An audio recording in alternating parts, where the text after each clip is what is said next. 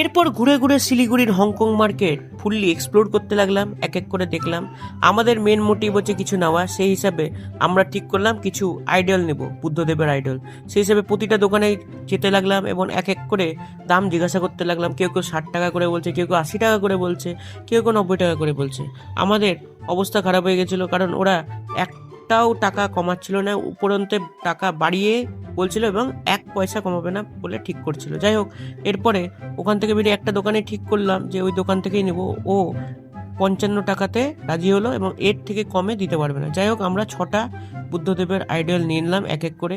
বুদ্ধদেবের আইডলগুলো খারাপ লাগছিল না, ভালোই লাগছিল, দেখতেই পাচ্ছ। সাদা রঙের দুটো নিলাম, দুটো গোল্ডেন কালার নিলাম আর দুটো খয়েরি কালারের নিয়ে নিলাম। এরপর আমি ঠিক করলাম আমি কিছু নিব, সেই হিসাবে আমিও দেখতে লাগলাম এবং খুঁজতে লাগলাম যে কি নেওয়া যায়। এই হিসাবে ভিডিও শুরুর আগে তোমরা যদি চ্যানেলে নতুন হয়ে থাকো এবং চ্যানেলটা এখনো সাবস্ক্রাইব না করে থাকো, তাহলে কি করছো, তাড়াতাড়ি সাবস্ক্রাইব করে দিও, কারণ নতুন নতুন ভিডিও খুব তাড়াতাড়ি আসতে চলেছে। হংকং মার্কেটটা এক্সপ্লোর করে যা বুঝলাম, মালদা শহরে মানে মালদা টাউনেও এরকম একটা হংকং মার্কেট দরকার আছে। তোমাদের কি মতে অবশ্যই কমেন্ট বক্সে জানিও কিন্তু।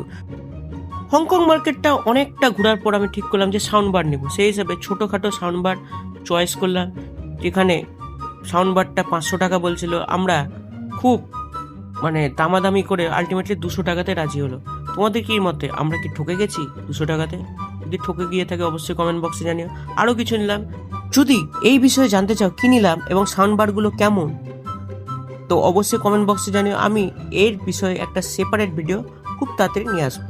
যাই হোক, এরপরে ওখান থেকে বেরিয়ে গেলাম, হংকং মার্কেটকে টাটা গুড বাই করে বেরিয়ে পড়লাম। এবং আমার ফার্স্ট এক্সপিরিয়েন্স হংকং মার্কেট হচ্ছে খারাপ না, ভালোই।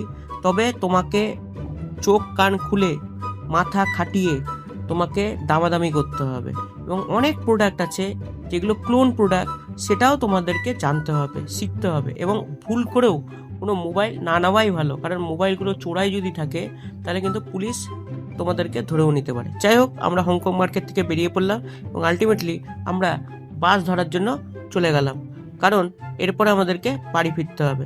আর হংকং মার্কেটের রিভিউ খুব তাড়াতাড়ি আসতে চলেছে রিগার্ডিং আমরা যেগুলো যেগুলো প্রোডাক্ট কিনলাম তার বিষয়ে। যাই হোক, ভালো থেকো, সুস্থ থেকো, আমি আসছি পরের ভিডিওতে।